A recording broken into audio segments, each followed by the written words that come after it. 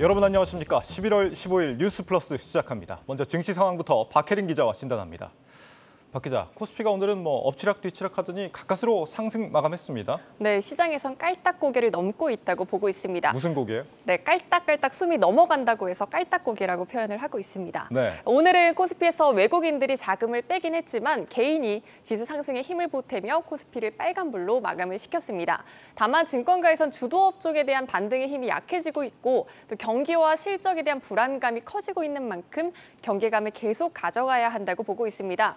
특히 연말 포트폴리오에 대한 고민이 깊은 시기인데 삼성증권은 최근 반등 과정에서 소외됐던 종목 중 내년 실적주인 자동차 등의 키 맞추기식 순환매가 나타날 수 있다는 점에 초점을 맞추라고 조언하고 있습니다. 네, 오늘 같은 경우도 외국인 수급이 시총 상위주에서 중소형주 쪽으로 옮겨가는 모습을 보였습니다. 덕분에 코스닥이 또 오늘은 크게 올라줬는데 네, 오늘 중국에서 또 중요한 경제 지표들이 나왔다고요? 어떻게 나왔습니까? 네, 10월 중국의 산업 생산과 소매 판매 결과가 발표됐는데 예상보다 더 부정적으로 나왔습니다. 먼저 소매 판매 증가율은 0.5% 감소해 5개월 만에 마이너스로 추락한 것으로 집계가 됐습니다. 특히 10월의 경우 국경절 연휴가 있기 때문에 소비가 조금 살아나지 않을까 하는 기대감이 있었는데 이 기대감마저 꺾였다고 볼 수 있겠습니다. 산업 생산 증가율은 5.0%로 나타났습니다.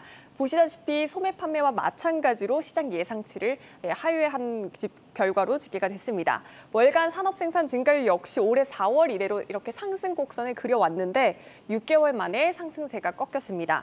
이로써 연간 경제 성장률 5.5%까지는 갈 길이 멀어 보입니다. 네, 이런 지표가 나와도 오늘 중화권 증시 지수 전반적으로 아주 상승세가 강력했거든요. 항생 지수 같은 경우 4% 가까이 올랐습니다. 어째서입니까? 네, 그동안 낙폭 과대에 따른 저가 매수가 대거 유입되고 있기 때문인 것으로 풀이됩니다. 그동안 홍콩 항생 기술 지수는 중국 공산당의 IT 기업 탄압으로 급락했었는데 오늘 강하게 급등하며 지수 상승세 이끌었습니다. 또 제로 코로나 완화 기대감과 그동안 낙폭 과대에 따른 반발 매수, 또 미중의 첫 대면 정상회담에 따른 미중 갈등이 완화되지 않을까 하는 이런 기대감까지 작용한 것으로 풀이되고 있습니다. 네, 10월까지 지표는 좀 안 좋았어도 앞으로 국면은 달라질 거라고 보는 모양입니다.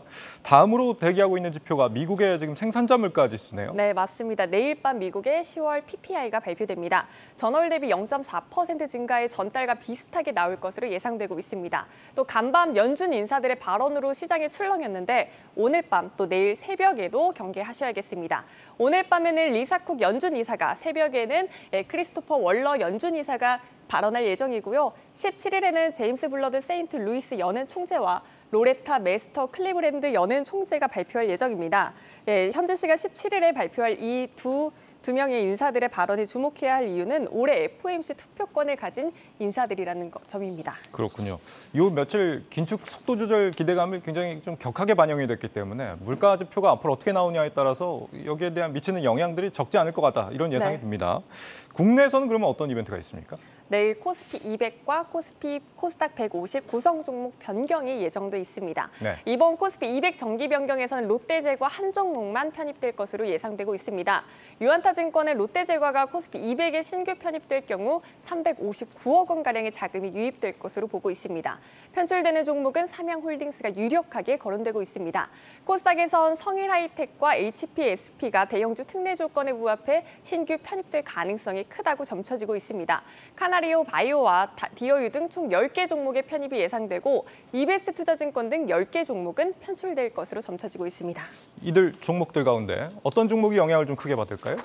네, 하루 평균 거래 대금 대비 예상 유출입 자금을 한번 감안을 해보면요.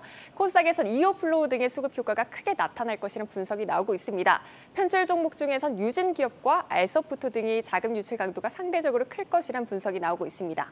또 지수 내 비중이 확대되는 종목에 주목해야 한다는 조언도 나오고 있는데요. 대표적으로 LG 에너지 솔루션의 비중이 0.62%포인트 높아질 것이라는 분석이 나옵니다. 단, 이 신규 편입되는 종목은 공매도의 대상이 될 수 있다는 점은 유의하셔야겠고요. 특히 리밸런싱이 적용되기 하루 전 주가가 더 떨어지는 경향을 보인다는 점 참고하시기 바라겠습니다. 지수 변경은 내달 9일 진행될 예정입니다. 네, 증시 프리즘 박혜린 기자였습니다.